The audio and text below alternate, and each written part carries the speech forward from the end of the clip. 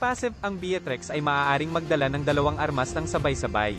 Aktibo, ang Beatrix ay tumatagal ng 0.8, 0.75, 0.7, 0.65, 0.6, 0.55 segundo upang mapalitan ang kanyang pangunahing sandata sa pangalawang sandata na isinampay niya sa kanyang likuran, nakakakuha ng isang bagong paraan upang atake at ultimate.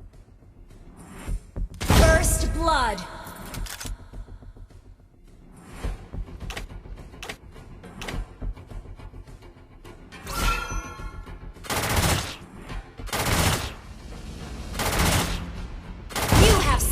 An enemy.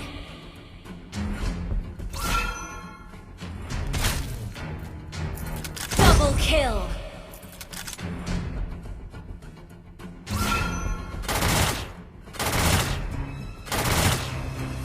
Triple kill. Maniac. Tumalon pasulong si Beatrix at ganap na na-reload ang kanyang kasalukuyang sandata.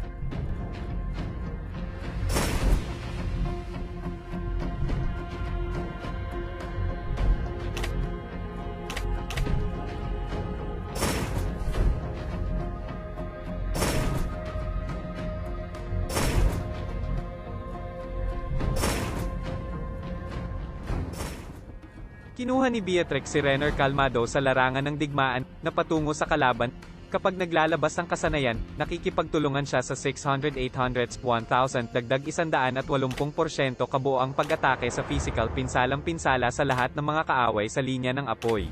Bumabawas ang pinsala sa bawat bilang ng mga target, bumaba sa 40%.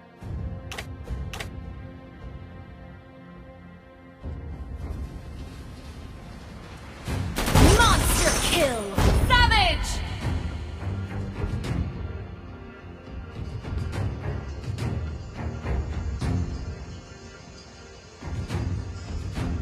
Savage!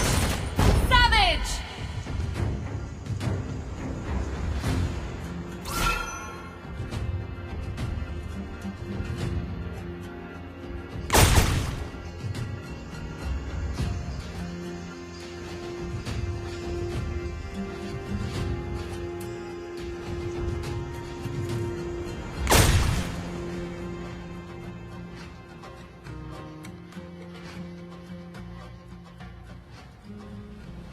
Legendary!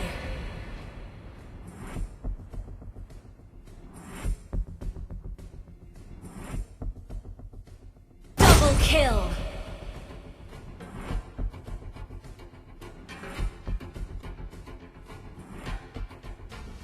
Triple kill!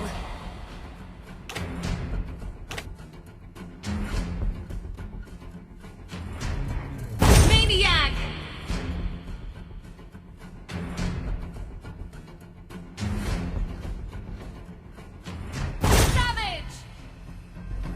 Ang pagkakaroon ng nakatakas na labanan para sa 3S, maaaring tumawag si Beatrix para sa kanyang mayordoma na si Morgan upang bigyan siya ng isang backup na kahon ng sandata.